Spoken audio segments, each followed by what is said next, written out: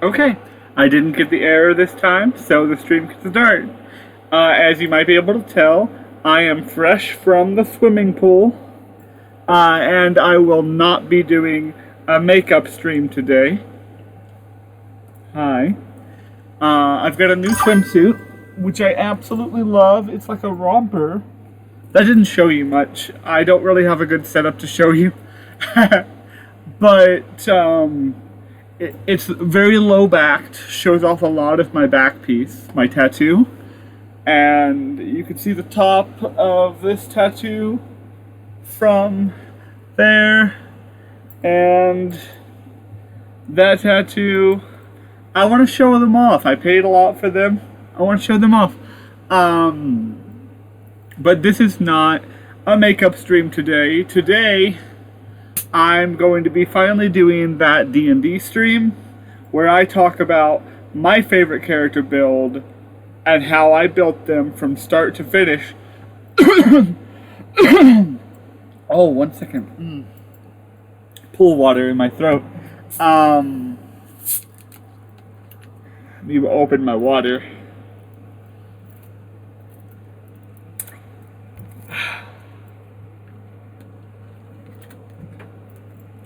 Anyway, there we go. You should be able to see the Excel sheet. I have majorly zoomed in because it looked weird on stream otherwise, at least in my opinion. But I have separated this character into different sections based on the choices being made in their progression. Their ability scores were bought using the standard 27 point buy, and the first two sections are their species and their background, and then we go to their levels.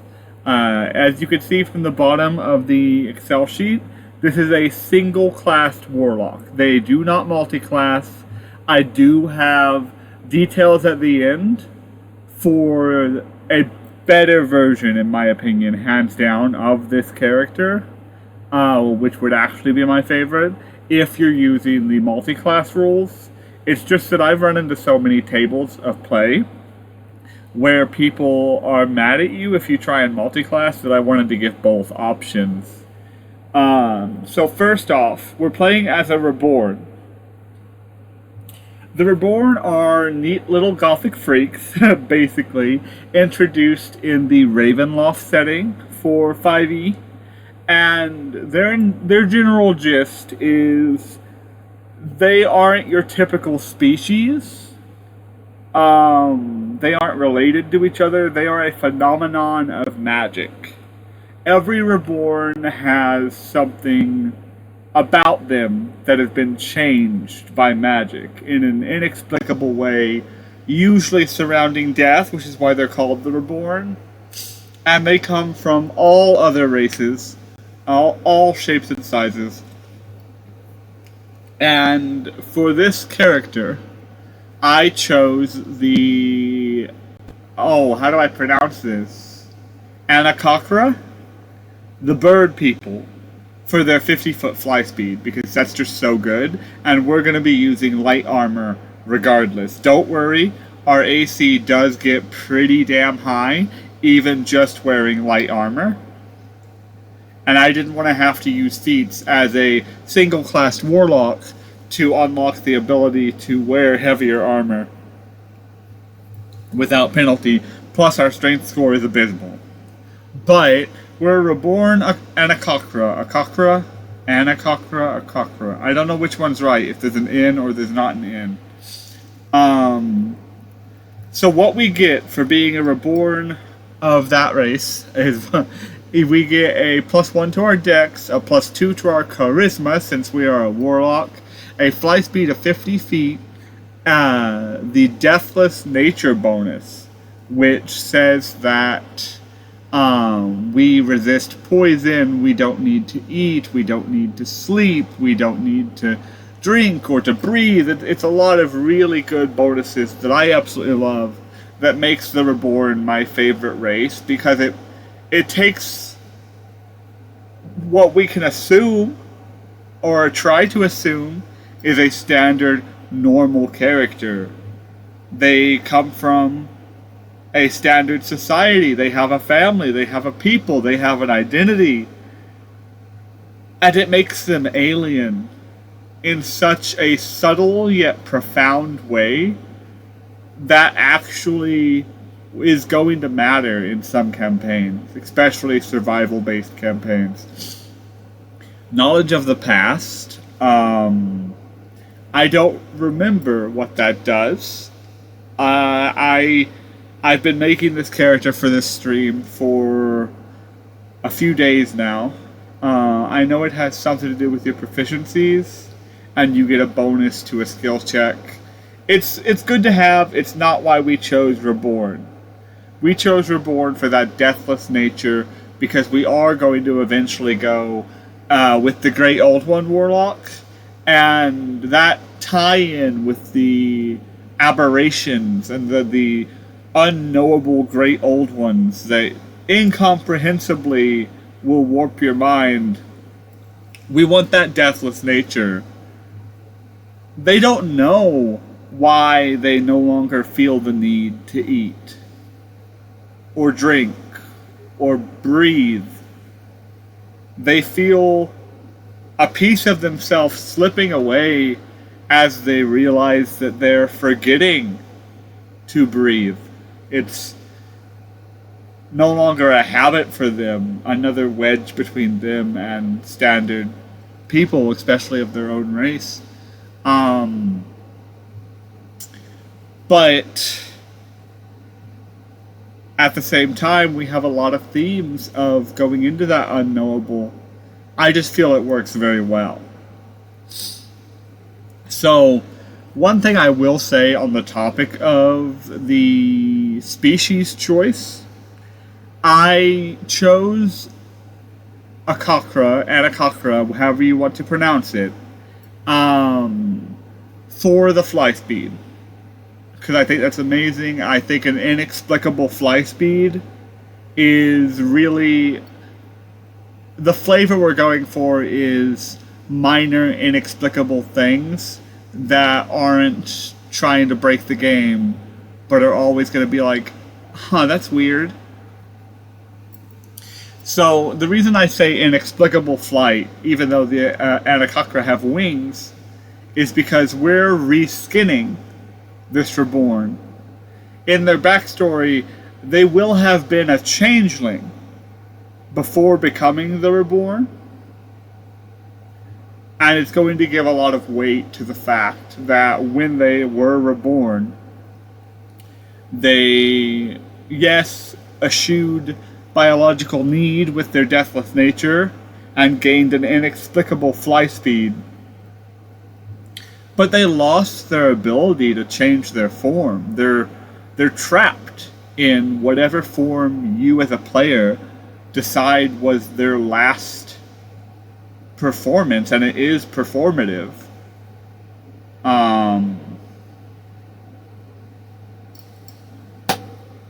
That's that. That's so life warping. If you're not used to being stuck in a single form, I'm sure we can all imagine the unease and even dysphoria felt by being coalesced into a single face for the rest of forever, a single identity, especially because in the backstory for this character, I was really going to lean into the fact that they put on a new face a couple times a year, complete with new interests and hobbies. Maybe not a new name. Everyone in their hometown knew they were always them, but could accept that based on their nature, they were a bit of a wild card in that regard.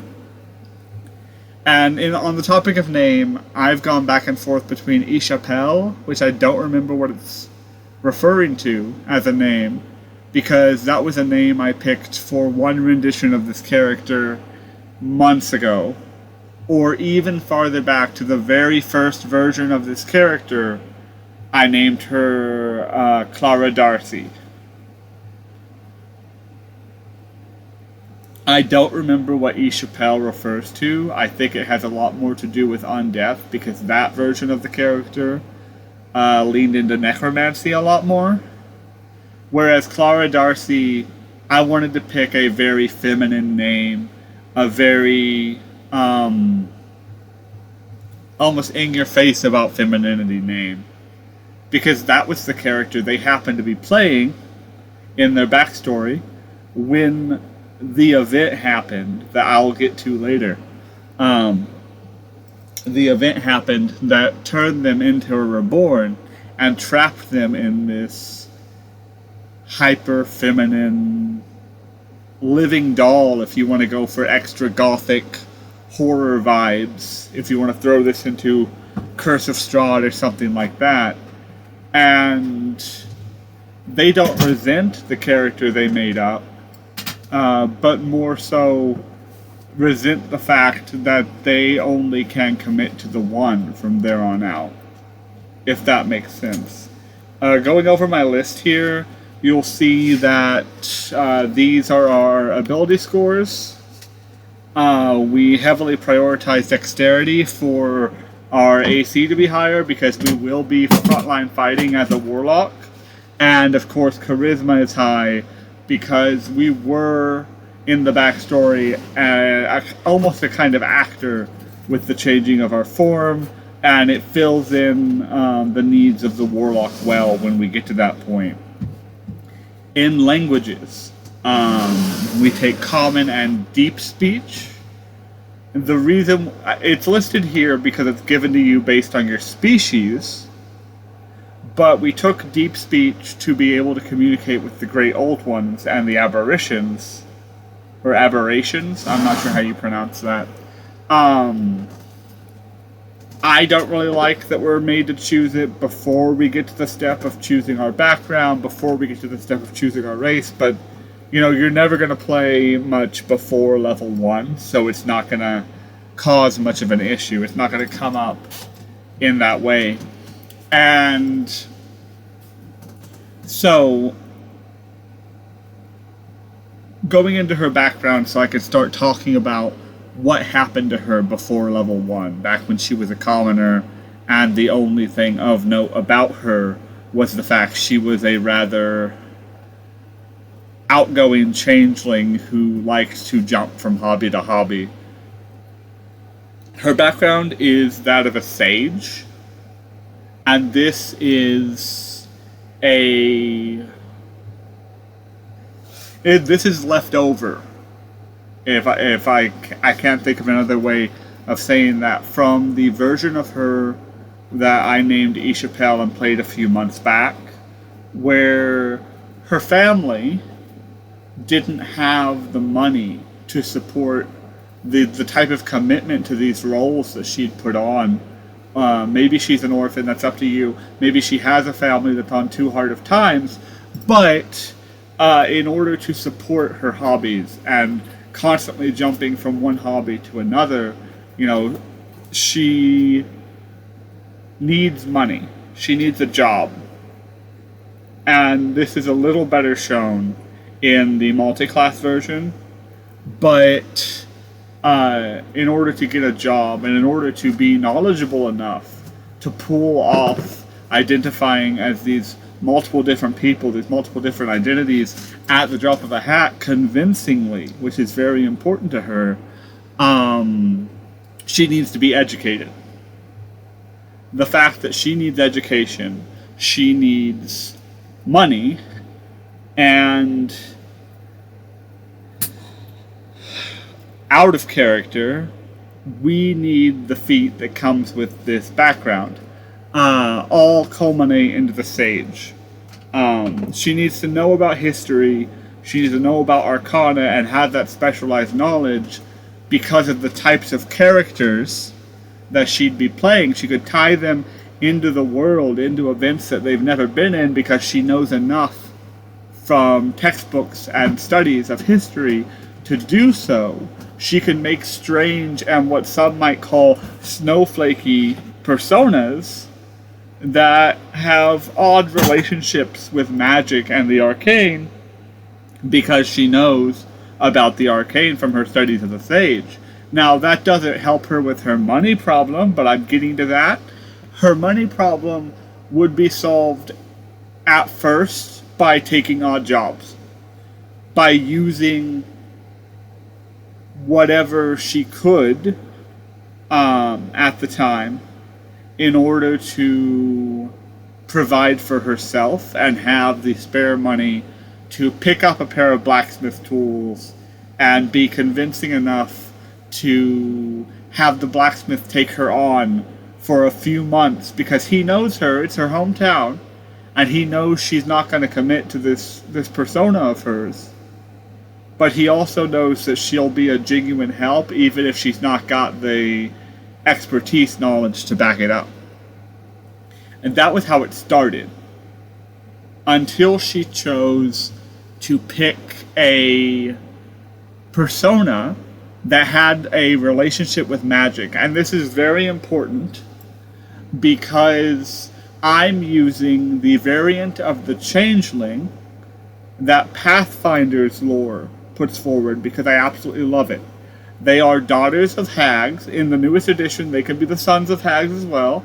But in this case, she's a changeling, and with the 5e ability, she doesn't need to pick a gender or a sex. And she doesn't. Not at first. Not before the tragedy strikes and she's trapped in a form. Spoilers. So, these changelings that are hag-bound and usually, so many times over cursed with an echo of destiny in their future where they have to either resist and reject their hag heritage or in some views fall prey to it and embrace haghood, which usually turns them into an NPC. Now, that's sitting at the core of the identity of all changelings, at least in her culture. That's the lore we're using. So when she forms a persona, and it's not a special persona, it's not anything different than the dozens and dozens of personas she's taken on in her young life as she's getting closer and closer to adulthood. She takes on the persona of a mage apprentice. And she takes on this persona. In the back of her mind always, there's going to be that knowledge that she is the person behind the mask. Even if she's not good at acknowledging that. And so she acknowledges her needs for those skills, for that money, and commits accordingly. Well, with her sage background, she gets a little bit of exposure to magic. She gets the magic initiate feat, specifically choosing wizard. Now, we don't get a choice in the matter. All sages are forced to choose wizard, but it works out for us. Whether she is scribing for a court mage and is just doing assistant busy work, or she has found some mage in a tower that either is accepting of her juggling of identities or oblivious to it, and so they think they've got a real apprentice, it happens. And she's helping this wizard, her mentor, her temporary mentor of this persona, to perform his rituals. And the through line of every version of this character that I've played, because I've played quite a few, is that there is a ritual early on, while she is level 1, or perhaps this is how she gets her first level, that goes very wrong. In some versions, I have her mentor contacting the 9 hells because they're looking for power and influence and wealth, and in some versions, they are seeking immortality, and the spell gets corrupted and misfires. But it's a very climactic event in her life. It's what turns her into a reborn, and remember, she'll lose her changeling nature, her ability to shapeshift, and gain a fly speed. I imagine she's up in that wizard tower, and she's in the ritual chamber, high in the sky. Maybe they're invoking the gods, trying to contact heaven. It's whatever backstory you want for the mentor's motivations. Anything from wants to have one last conversation with his dead wife, to wants to best death forever, or wants to save himself from damnation in hell, given that he may have had a bad life to begin with. You know, he may have been a bad person in his youth and he's old now. Usually it has to do with the circle of life and death. With second chances, redemption, something like that. Bonus points if you could work in the Great Old Ones and the aberrations for this. You know, magic unknown. It's certainly unknown to the apprentice, who's just doing what she's told and knows the bare minimum. But, it doesn't really matter, because the mentor dies in the explosion, or goes missing forever, or missing for temporary. There's nothing left. There's no body. The mentor is gone, and the apprentice in the backlash is blown out of the tower from very high up, and she falls and falls, and I could just picture her falling to her death. Maybe she splatters even, because we're working with magic unknown. And then, of course, something, her Warlock patron, as she's gaining her first level here, pulls her back from that, changes her, is probably the source of her becoming a reborn. But you'll see her fly speed activate that she gains from her new nature. Maybe she's Humpty Dumpty, because there's a lot of porcelain imagery, a lot of doll-like imagery in this character across the many versions. So she shatters, and then she unshatters, because the magic has changed her. She survived death. That's how the reborn works. Maybe she gained the fly speed because that's what she would have needed to survive her first death. Maybe it's adaptive in that way and responsive to her needs, or 1,000 other ways. But the hardest part is reconciling the multiple versions of this character that I've had over the past few years into one coherent backstory. You'll notice that I said that her very last performance, her last persona, it was very animated, it was very feminine. In some versions it was straight up a living doll, it was porcelain.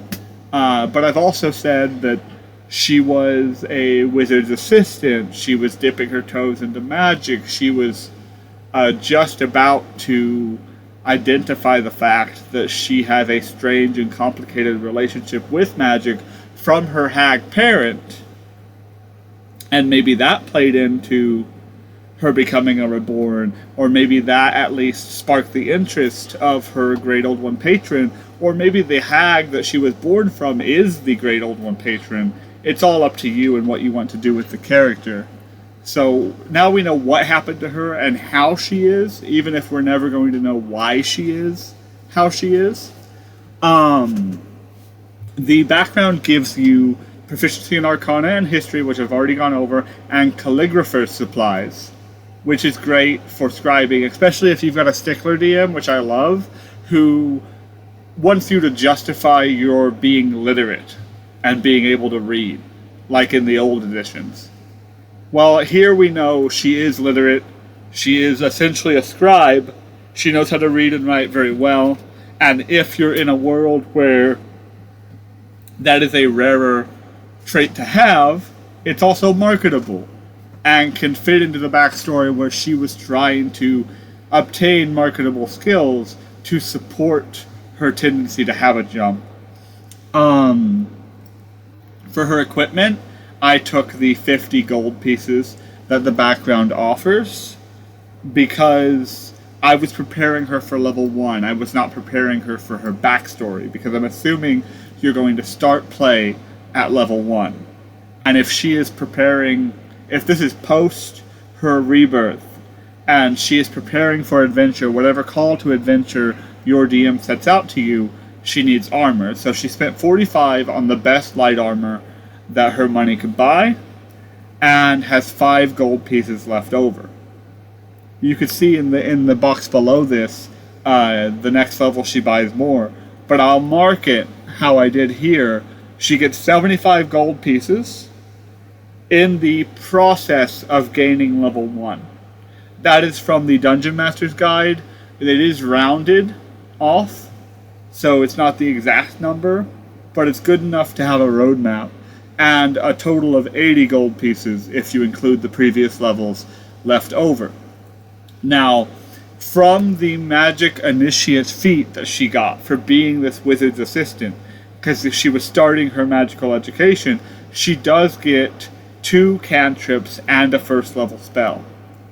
Now for the cantrips, I chose Encode Thoughts, because she is going to be very Old One themed, very much tied into perception and mentality, and reality are all intertwined and inseparable.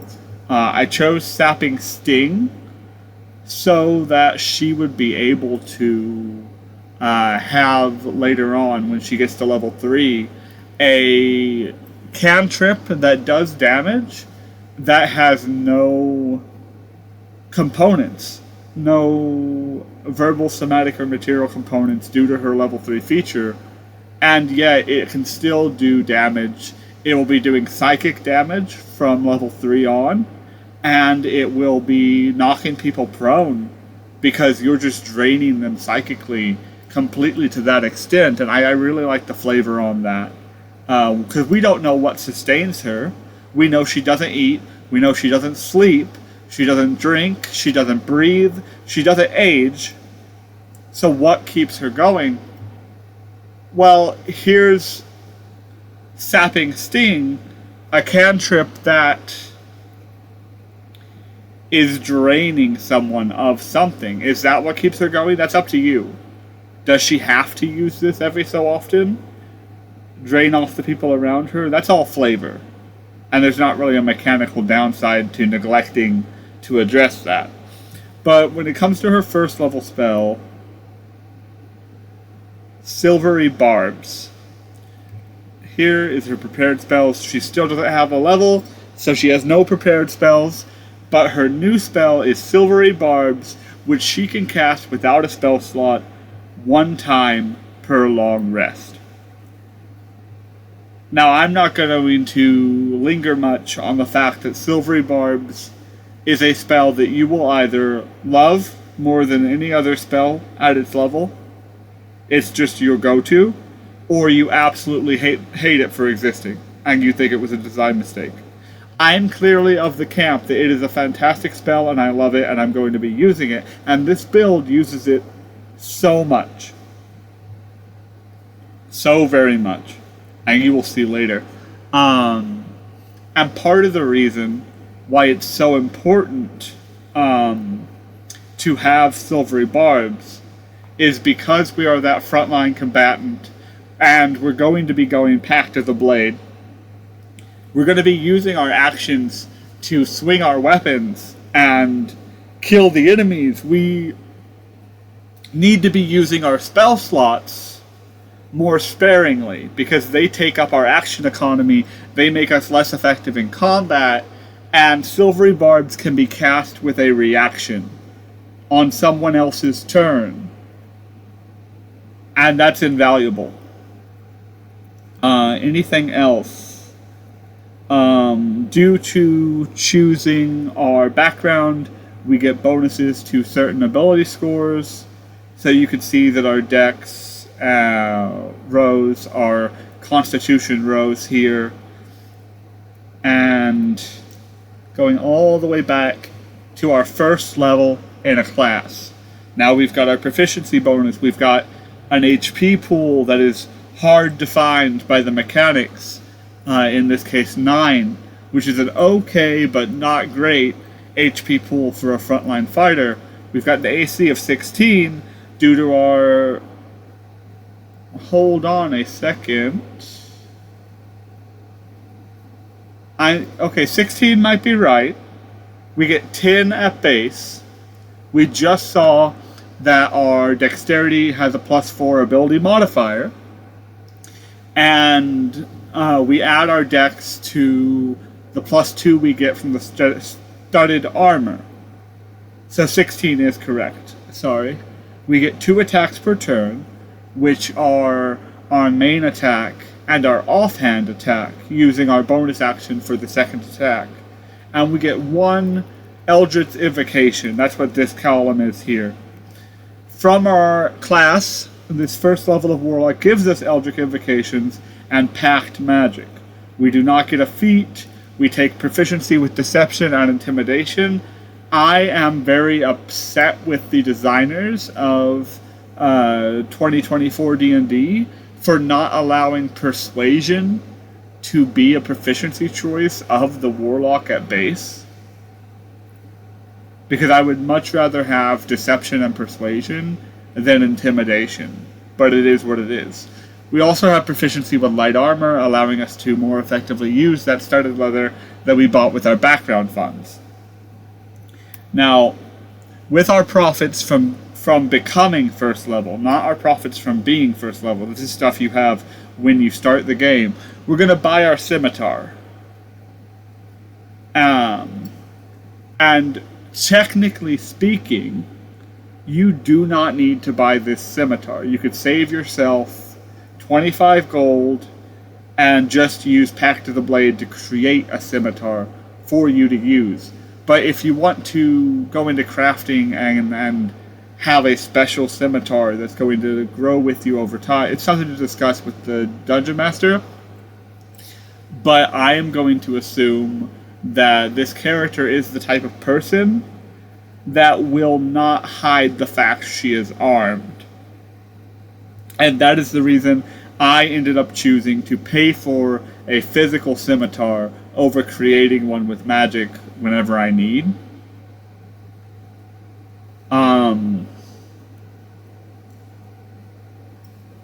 It's ironically, because she has deception as her skill and not persuasion, a product of honesty in the character. An honesty of the character under the mask to the mask that she is stuck wearing forever, of that last character she put on. For cantrips, we get 2 here.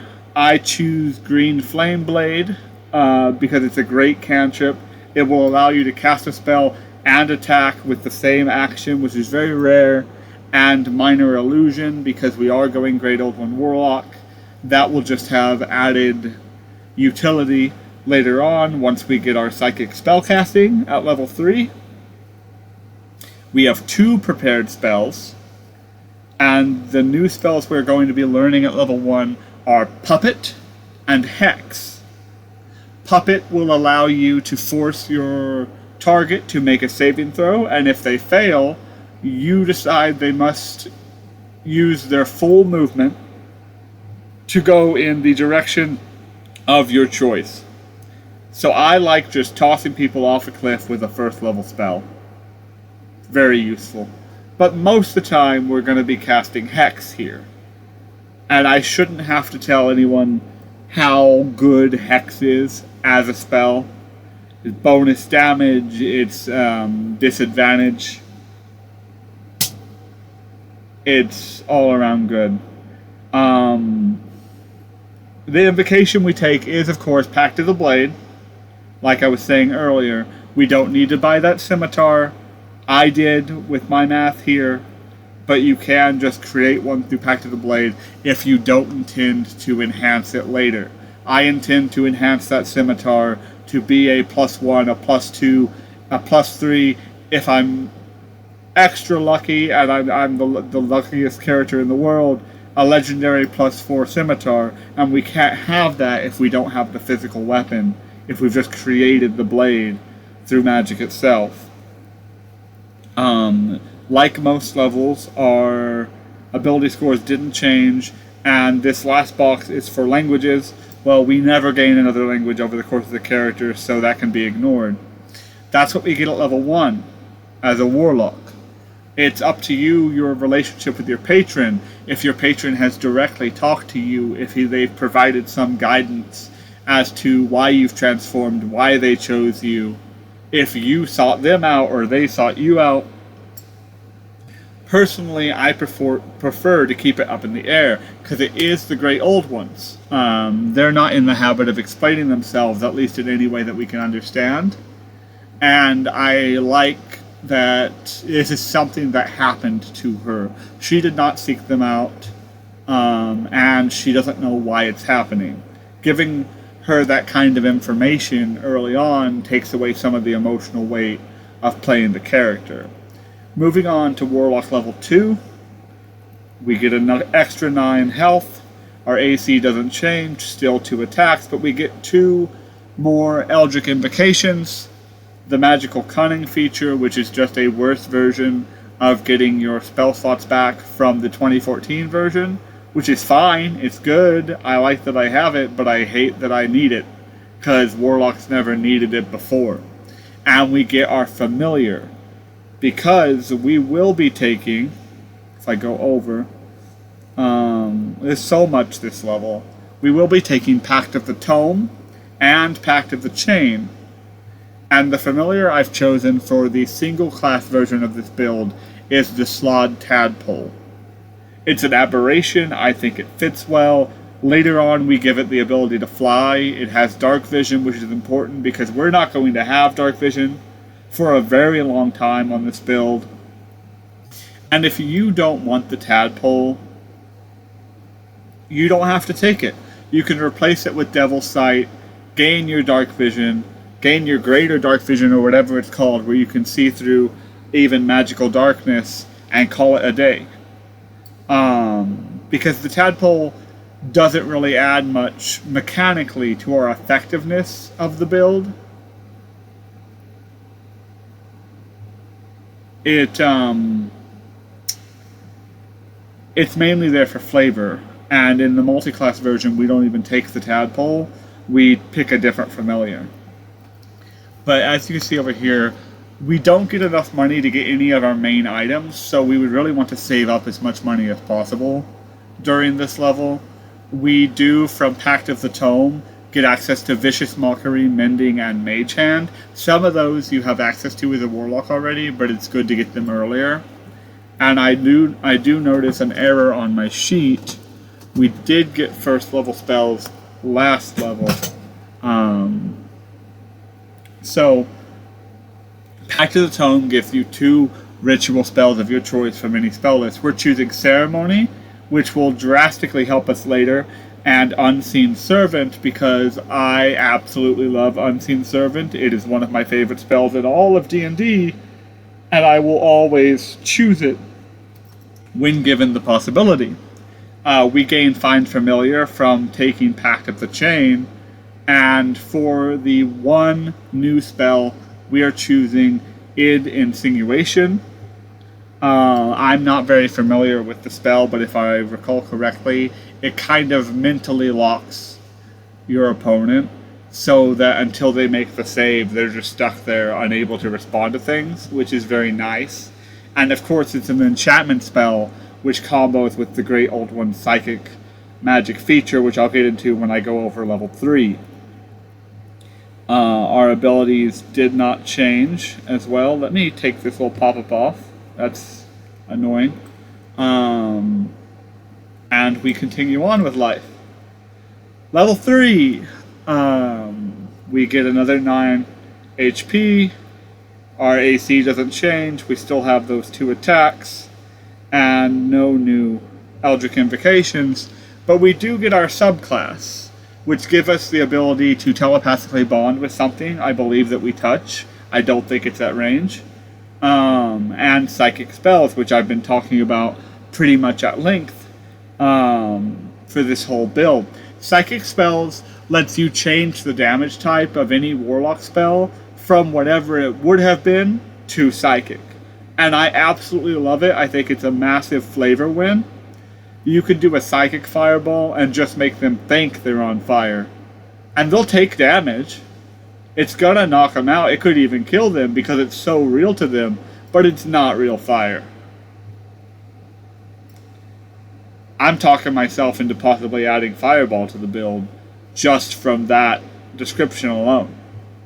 Another thing that Psychic Spellcasting does is it allows you to cast any illusion or enchantment spell without verbal or somatic components. If it has material components, you still need either that material or your spellcasting focus, which is our scimitar, in order to cast it. But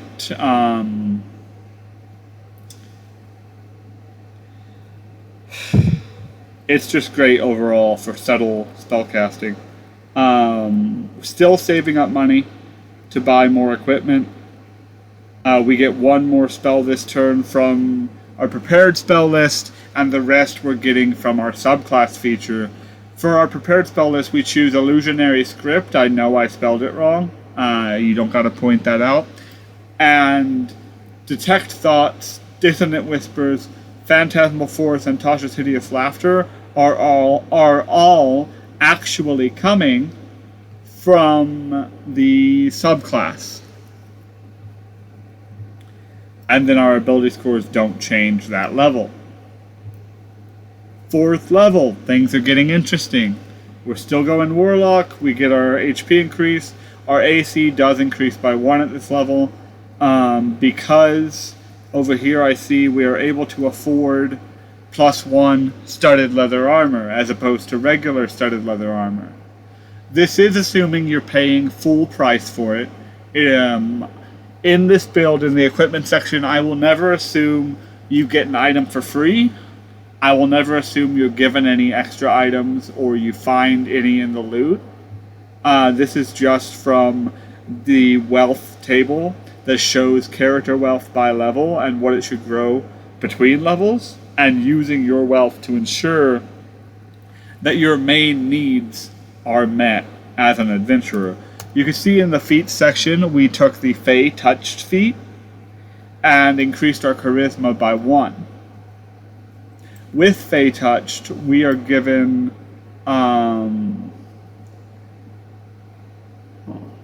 I don't know why we got Infestation this level as a cantrip. I think we just gained a cantrip because we leveled up in Warlock. But with Fey Touched, we are given the ability to have Misty Step prepared at all times and cast it once per day without using a spell slot. We also take Suggestion as our 2nd level spell that we gain access to through getting an extra prepared slot. And the reason we don't get a 1st level spell from Fey Touched is because, once again, we are choosing Silvery Barbs, which was already a spell we had prepared from our Magic Initiate feat. And what that means is we can now cast Silvery Barbs twice without having to expend a spell slot. And at this level, or actually last level, because it is an enchantment spell, it has no components at all for casting. It has no somatic components, verbal components, material components. We can use our reaction on someone else's turn to cast the spell, even if our hands are full because it has no somatic components, even if we're underwater because it has no verbal components. It's a very reliable spell for us. Yeah, and here in my notes, the spell we chose for Fey Touched is Silvery Barbs. And you can see our charisma went up by 1 from the Fey Touched feat. Moving on to Warlock level 5, things are getting interesting. Our proficiency bonus went up. HP is going up steadily. Our attacks per turn have gone up to 3. That is due to getting 2 new Eldritch Invocations. So coming over here, we get no new equipment of note today, or this level, at level 5. We do get 1 more spell of our choice, Hold Person, and Clairvoyance and Hunger of Vidar come from our subclass spell list. The invocations we choose are Thirsting Blade and Eldritch Smite. Thirsting Blade is what gives us an additional attack with our pact weapon, the Scimitar. So what it looks like is we use our action to take the attack action. We swing. Thirsting Blade gives us an extra attack when using the attack action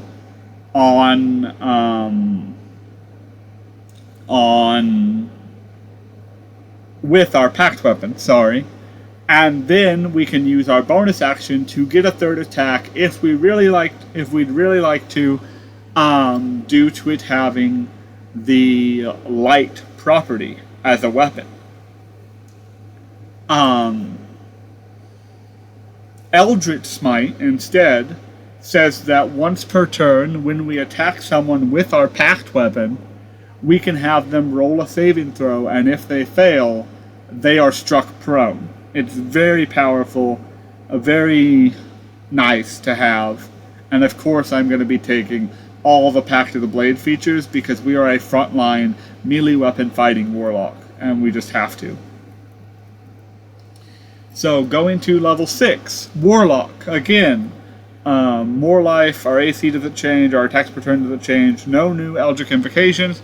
We get Clairvoyant Combatant, which allows us to use our Telepathic Bond from our level 3 subclass feature to link up with an enemy to be more likely to hit them and make them less likely to hit us because we know what they're going to do. For our equipment, we've been saving up so long, we finally have a good amount of money to buy a few items. Now, I love enspelled items, so this version, the single class version of the build, does use a few of them. We are going to get our Scimitar enchanted and also enhanced to a +1 item to have a +1 enspelled Scimitar of Hex. So we can cast Hex up to 6 times per day for free because it's that important of a spell. We're going to enspell our armor as well and enspell it with Silvery Barbs, which will allow us to cast it Silvery Barbs up to 6 times per day on top of the 2 other times for free, which we use really only when we get hit to say, no, we don't.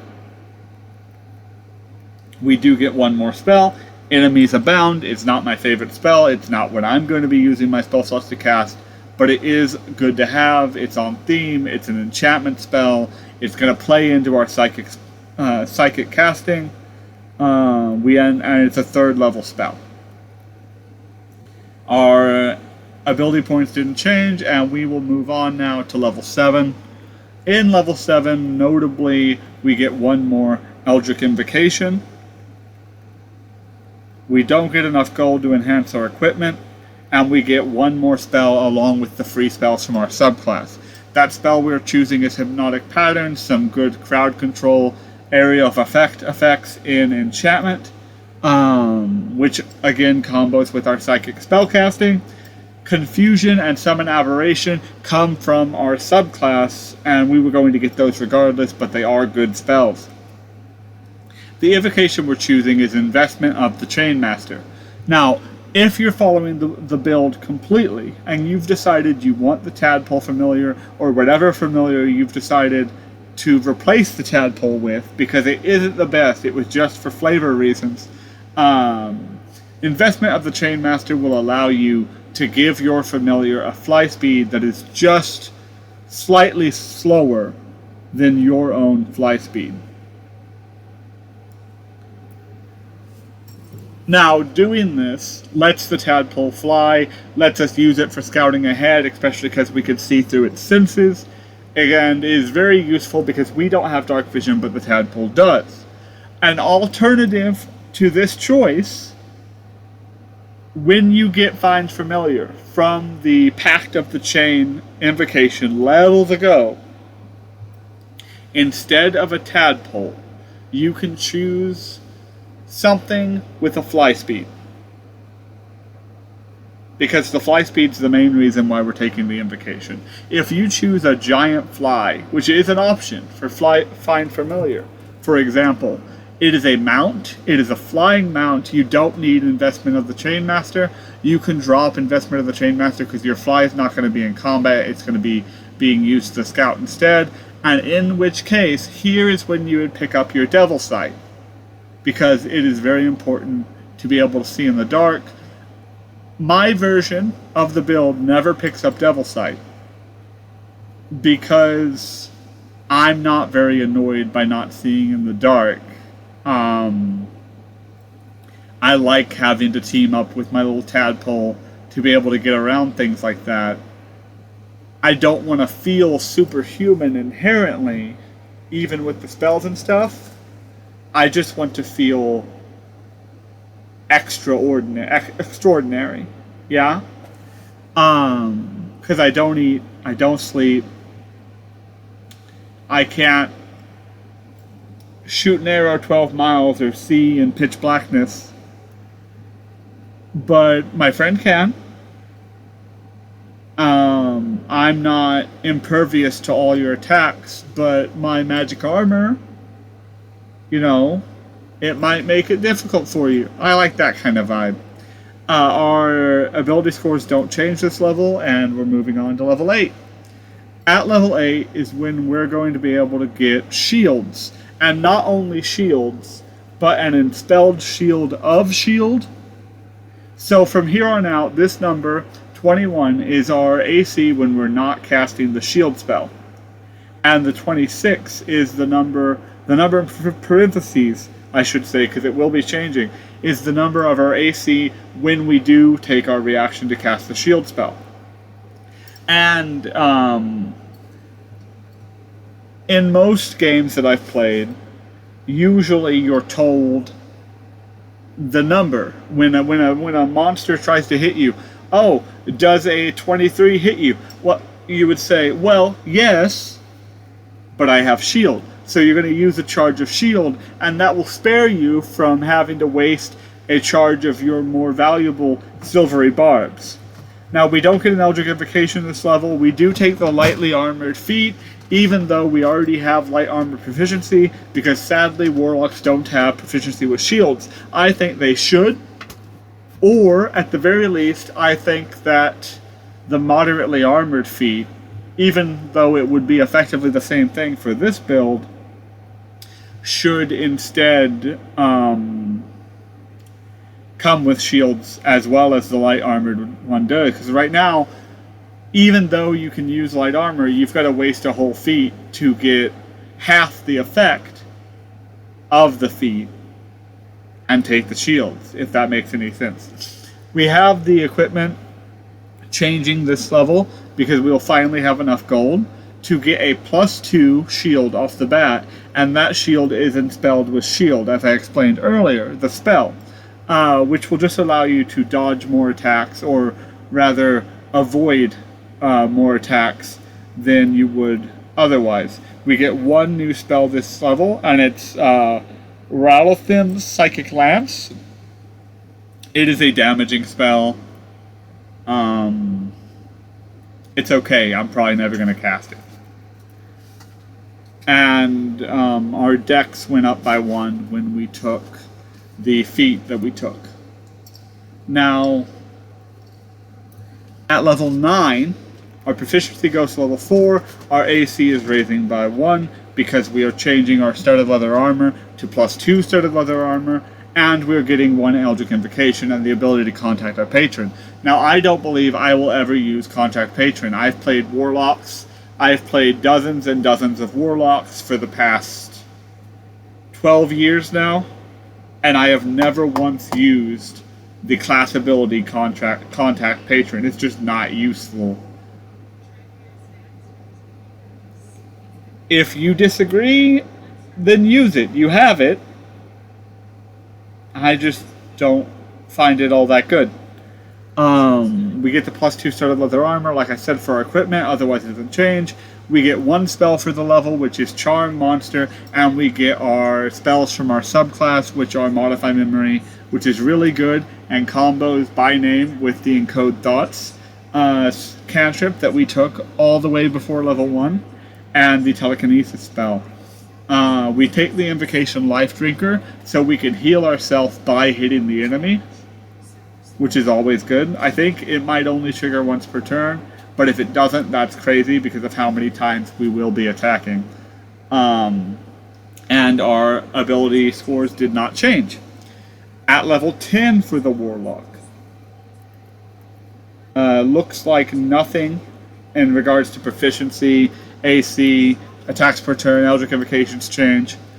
We get a subclass feature, Eldritch Hex, which gives us the Hex spell even though we already have it. So we will be changing out Hex for, I believe, Distort Value. And then also still getting the benefit of always having Hex prepared.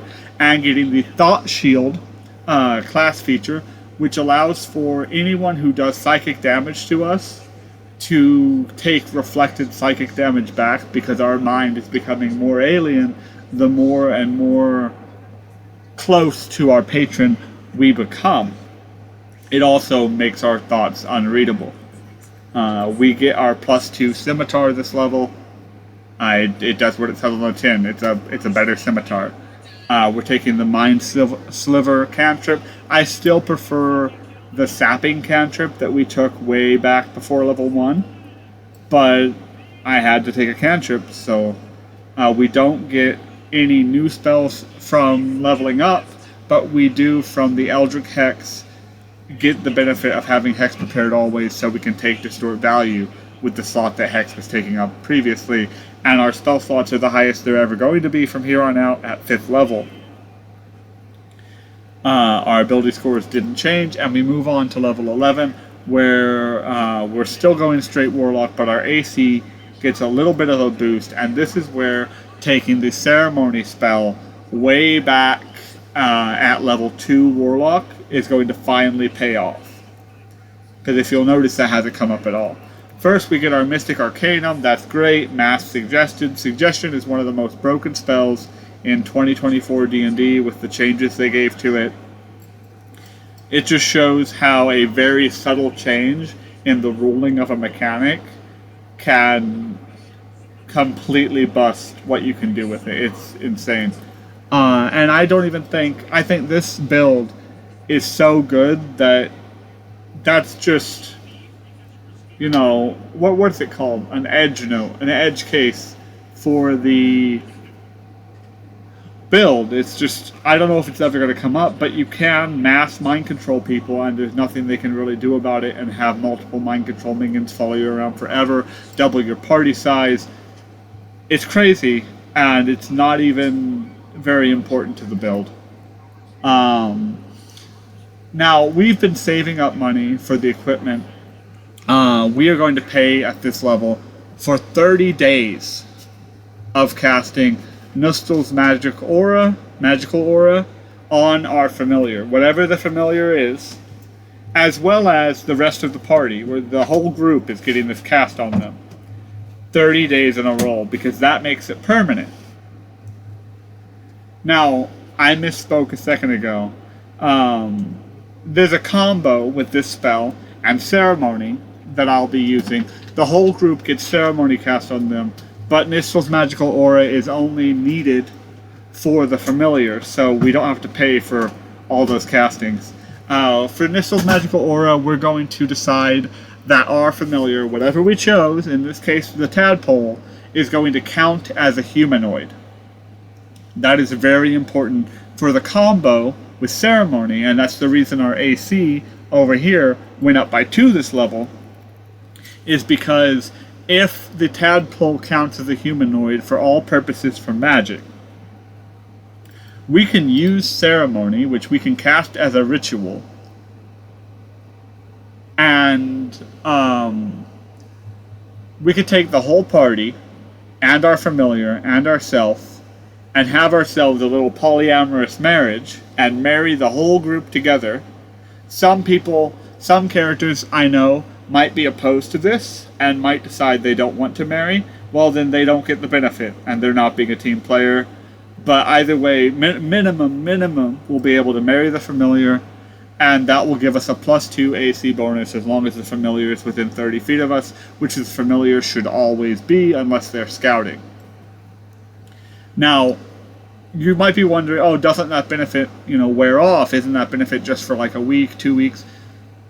Yes. That's where the familiar comes in.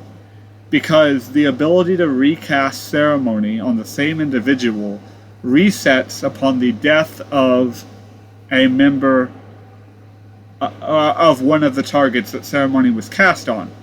So, rather than waiting for a party member to die, you can just ritualistically sacrifice your familiar who's loyal to you regardless, and also isn't even harmed by it.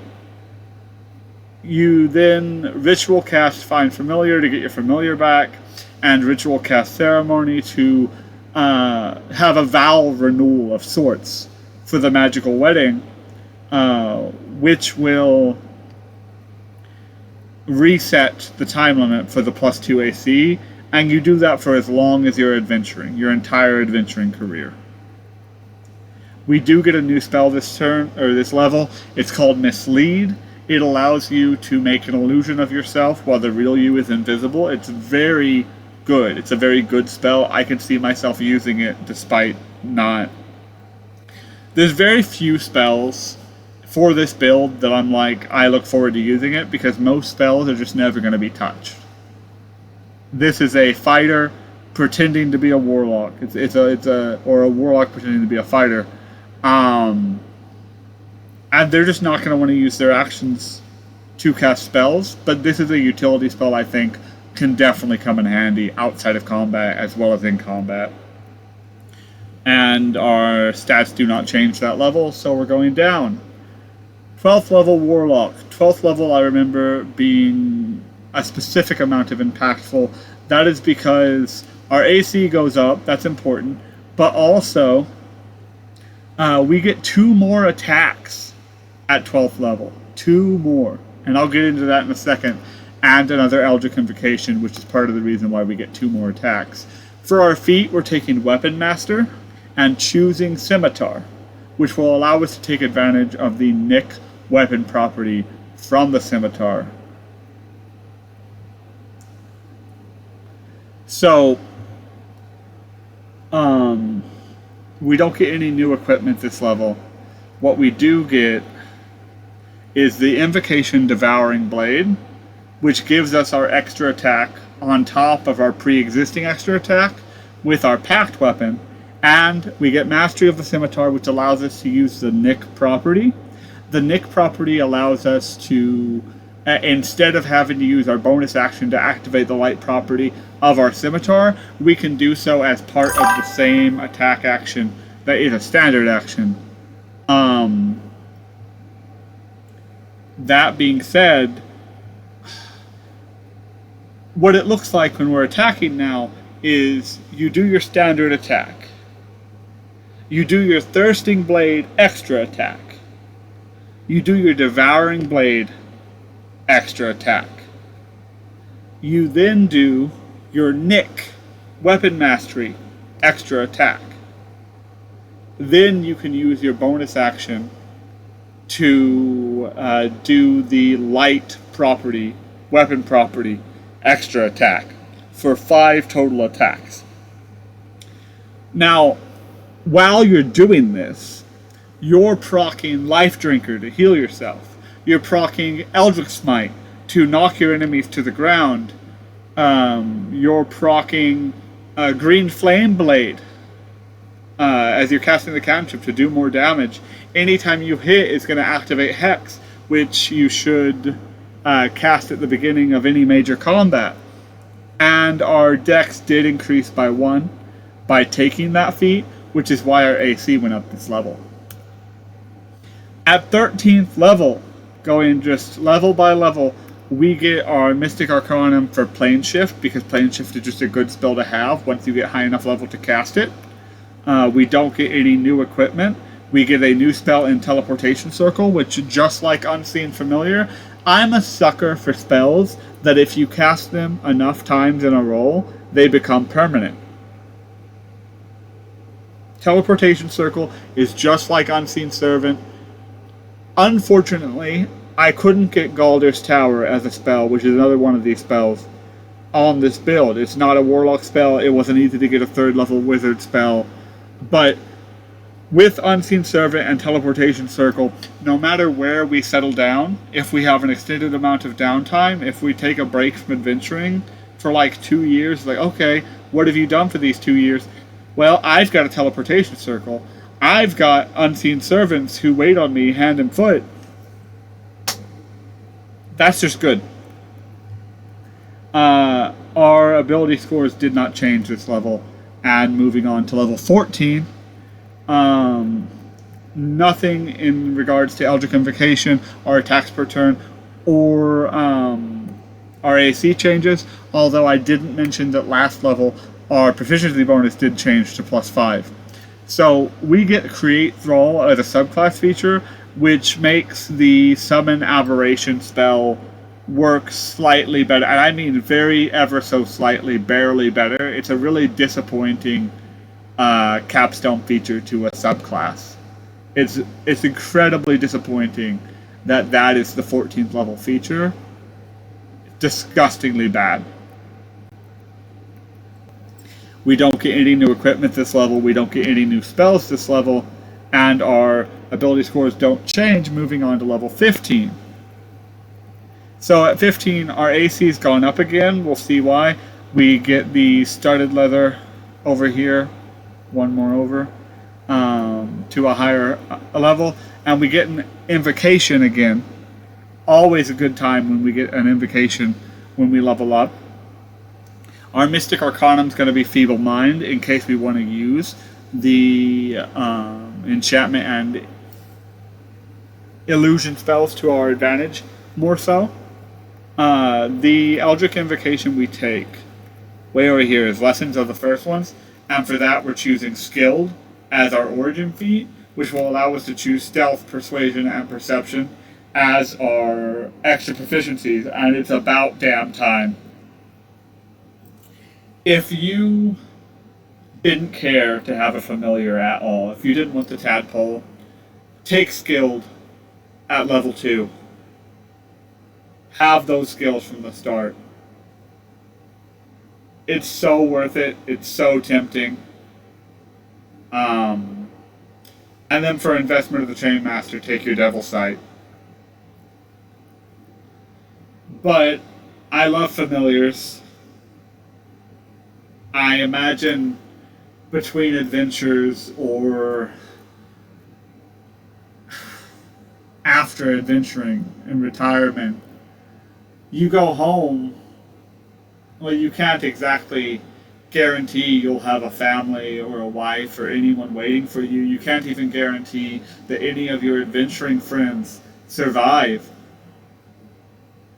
But you'll have that familiar, and they speak your languages, and they understand you, and you have a telepathic bond.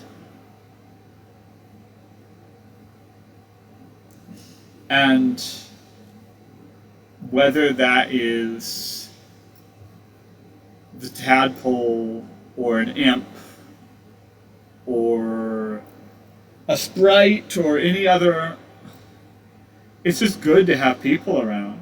I'm not gonna ever want to deprive my characters of that community unless there's a very good reason for it. We do get a new spell this level. It's called Hold Monster. You pretty much know what it does. It's like Hold Person, but for monsters. And our stats don't go up. So at level 16, none of these stats go up, so we can just ignore that. Well, health goes up, obviously, but you know what I mean. We're taking the ability score increase to increase our charisma by 2.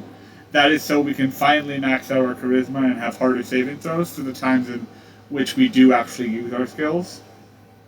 Because normally we're just casting Silvery Bards and Hex all the time, neither of which have saving throws, so it's not really important, which is why I put it off for so long. But I did want to max out our charisma, especially because we now have Persuasion. We're a pretty good face to the party.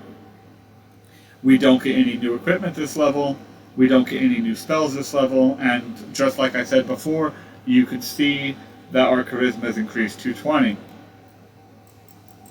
Level 17, Warlock, proficiency bonus has gone up. got our normal health per level. Our AC has increased. I'll get to that in a second. 5 attacks. That's never going to go past 5. And 9 invocations. Nothing new there. We do get Mystic Arcanum Power Word Kill. And I want to delay for a second to talk about Power Word Kill. Because now, with our Psychic Casting and Power Word Kill, we don't have to say a word. We don't have to chant or do some sort of interpretive dance or even point at the person we want dead. We cast Power Word Kill, they drop dead. Oh no, I guess they had a heart attack. Oops, the king is dead. It's crazy. We get our +3 shield. That's why our AC went up. We get a new spell, Dream. I don't know how useful it's going to be, but it's nice. And our ability scores didn't change. Now moving on to level 18. Nothing changes here except for the invocation. We're getting a new Eldritch Invocation this level, our final Eldritch Invocation. We get our +3 Scimitar, which will just allow us to be more effective in melee combat. And that's an important thing I'm going to dwell on here. Melee combat. We are a melee build. We didn't even take Eldritch Blast. I don't know if you noticed. I hate Eldritch Blast. I never give my Warlocks Eldritch Blast. I think it's too pushed. I think a better design for the Eldritch Invocations, instead of having like Agonizing Blast, or the one that lets you cast Eldritch Blast from super far away, have it apply to a cantrip of their choice, so they can highly specialize into one cantrip to offset the fact they don't have a lot of spell slots. That would be so much better to me, and I just don't like Eldritch Blast. We don't get a new spell. We do get Witch Sight, so we no longer need Dark Vision. Finally, we have True Sight, and we can see through shapeshifting. We can see through so many things with True Sight. Our abilities didn't change, and moving on. 19th level, we're almost done. Nothing changes here, and we get the boon of Speed. Now, I was very on the fence about which boon to take between Speed and the boon of Dimensional Travel and boon of the Night Spirit. But I chose Speed because we can already fly at 50 feet per turn. That's faster than most people. They'd have to dash to get us. But with the boon of Speed, we are faster than someone dashing. There's no catching us. We put the +1 in con because we've already maxed our dex and our charisma, and you'll see that I, according to this, have put in that the increase in con will retroactively apply to the health gained at the levels before it. You will have to ask your DM when this comes up what their ruling is, but I found that most groups will retroactively apply, even though rules as written, you do not do this. So that's important. We don't get any new equipment this level. We get Far Step teleporting, because I feel like that harkens back to the Misty Step, which we already have and have probably been using over these 19 levels. It's just good. And our Constitution, you can see, increased to 14. The final level, before I talk about what you would do differently if we multiclassed, is level 20 Warlock. We have 200 life. I love that too much. I love it too much that it's a nice rounded number. It works out perfectly.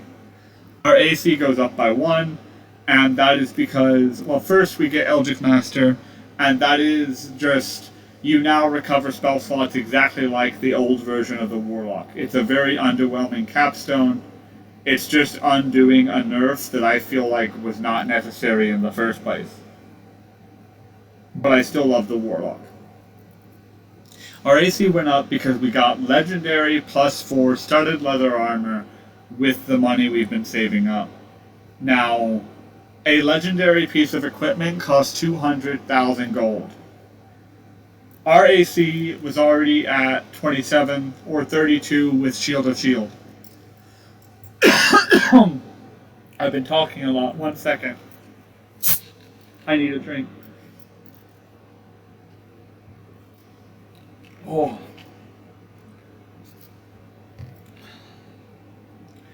You're going to have to decide for yourself if +1 AC at this point is worth spending 200,000 gold pieces. There are better things to spend your money on. I will say that, and I advocated for it. It's up to your DM, it's up to you, it's up to how common magic items are, what you have to do to get it. But I did put this here at least to say, if you are going to buy yourself a legendary piece of equipment and you can't decide between a +4 shield, a +4 scimitar, or +4 studded leather, choose the studded leather. That armor, I know that you haven't played this build, but that enspelled armor of silvery barbs, it's the cornerstone of so much of this build. You are Achilles. You can't be touched. And your armor's the reason why. We don't get a new spell, and our ability scores do not change. Now, here we go. This is just an overview of the max level. I don't like how it's doing this. 1 second. I'm going to have to zoom out. An overview of the max level. Your AC's not max level, sorry. The max level was 20. An overview of the max possible build. You can see that the AC has gone all the way up to 36, and that's without shield.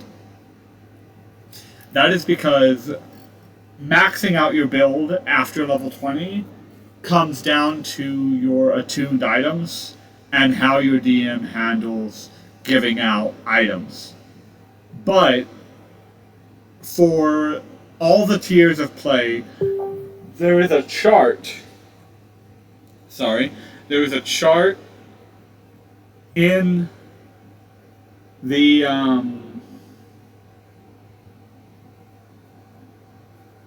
Dungeon Master's Guide that tells you how many magic items a party should expect, and if you're divvying up those items evenly, you take that number divided by 4 to determine how many you get. So a level 20 character should expect to have 3 legendary items on top of whatever they've bought for themselves with their profit. So when calculating the maxed out build, I assumed you had the +4 shield, which increased your AC by 1. I assumed you had the +4 scimitar. You are going to be using a different shield and a different scimitar in the maxed version of this build. And that is because we need your attunement slots for a +3 legendary Ring of Protection and the attunement slot from the scimitar for a +4 legendary Cloak of Protection. That is a total of 5 legendary items. One of which was bought with money, so we don't count it toward our total. But 4 legendary items, according to the Dungeon Master's Guide, a party at level 20, by level 20, should expect 11 legendary items between the 4 of them. That comes out to 30 point...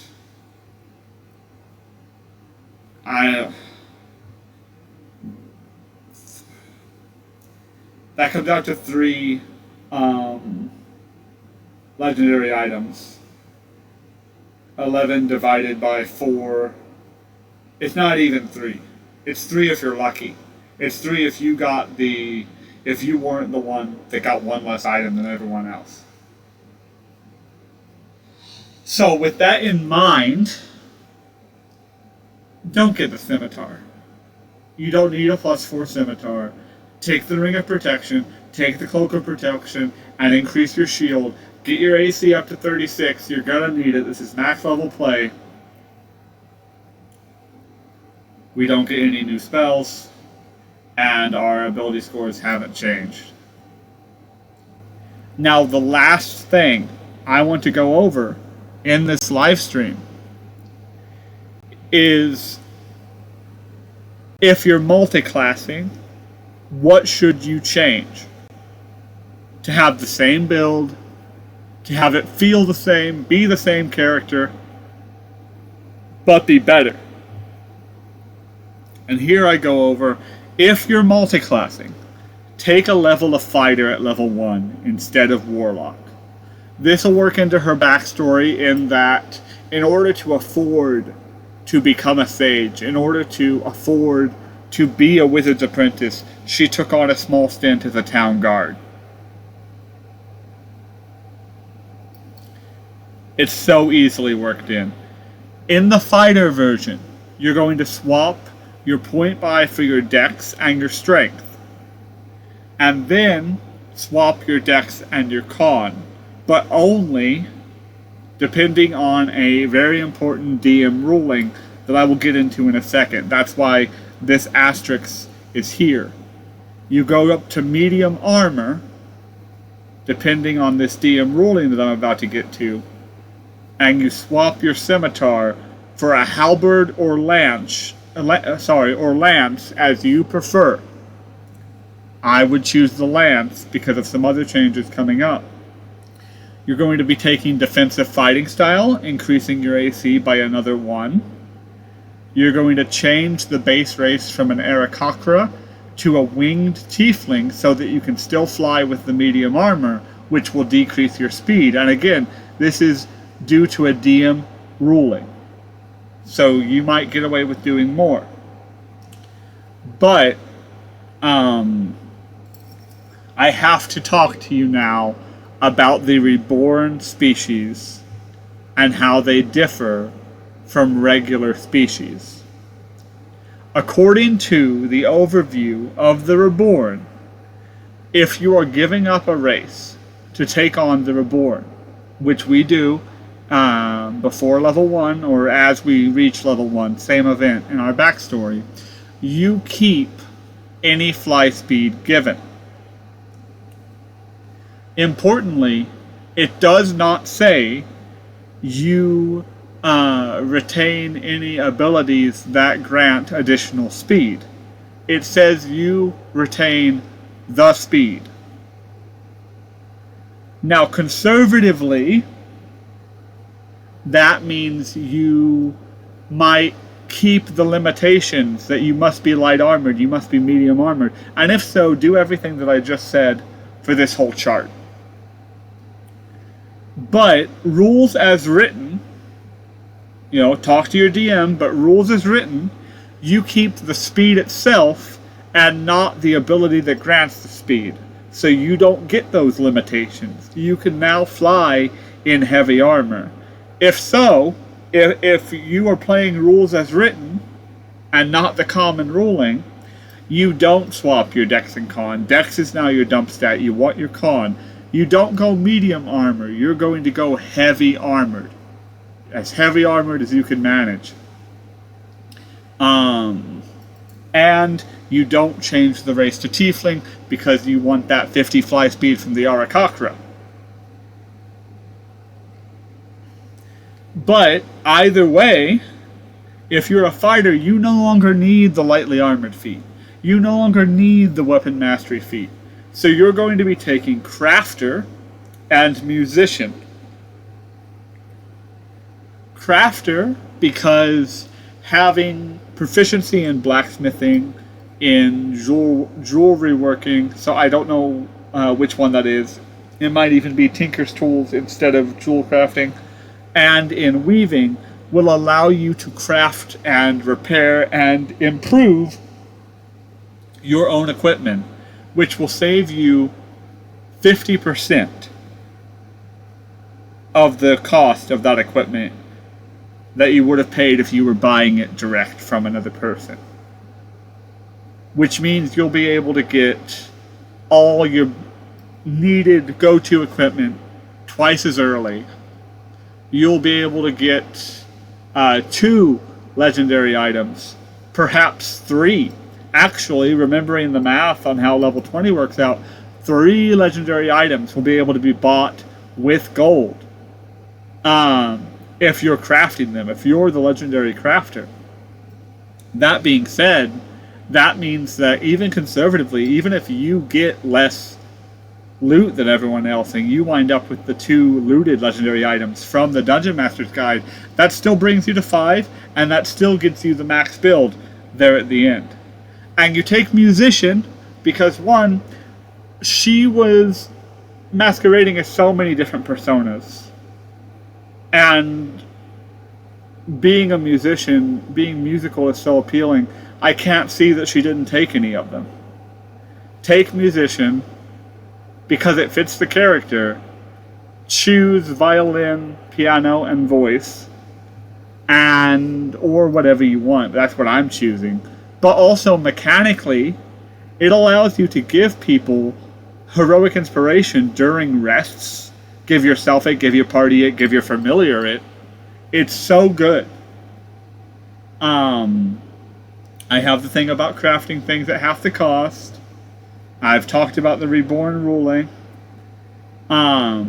If making these changes, take a mount as your familiar instead of a tadpole. You're a fighter, it's gonna work out.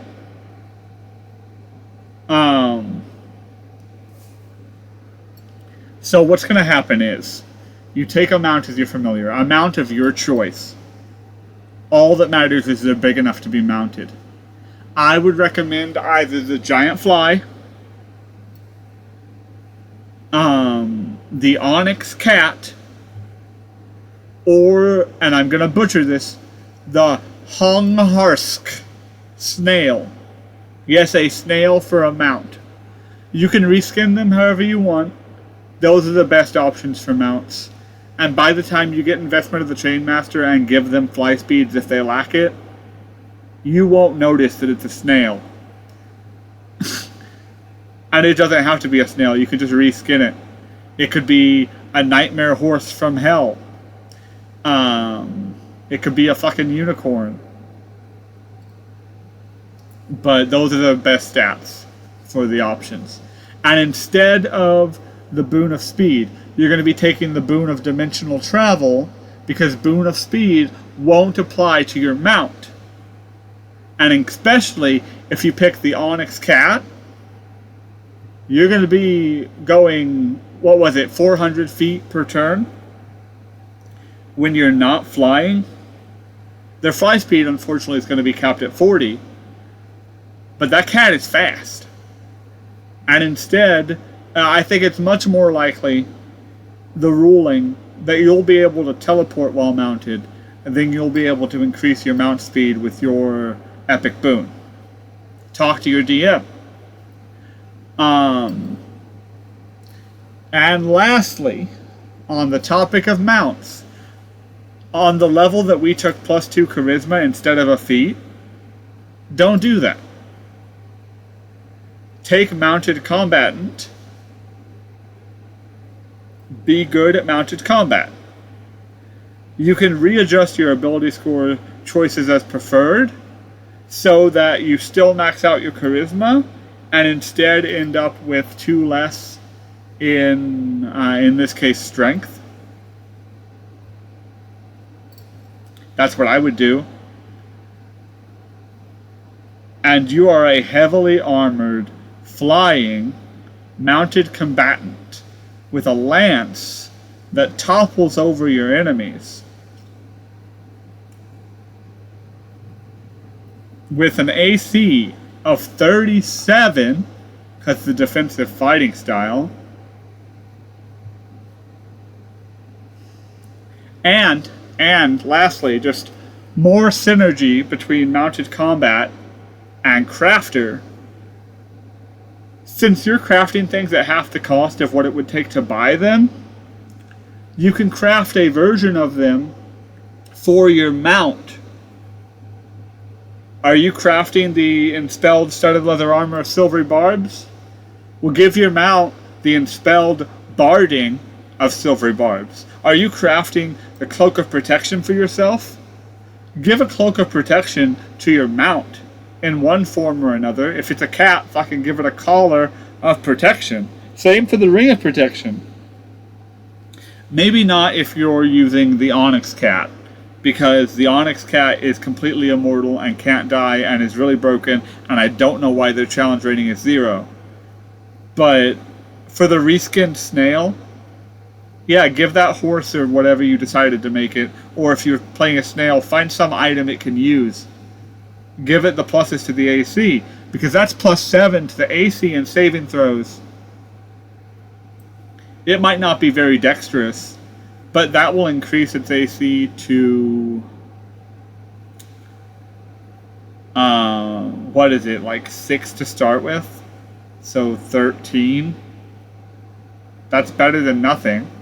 Then, with the barding, you would enhance the barding so that, let me think, just off the top of my head, the barding gives +8, and then it's going to be a +4 barding, so 12.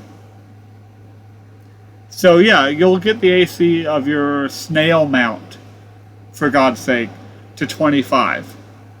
And that's important because at the end of the day, you're going to be taking the hits that your mount takes, and Silvery Barbs can only do so much.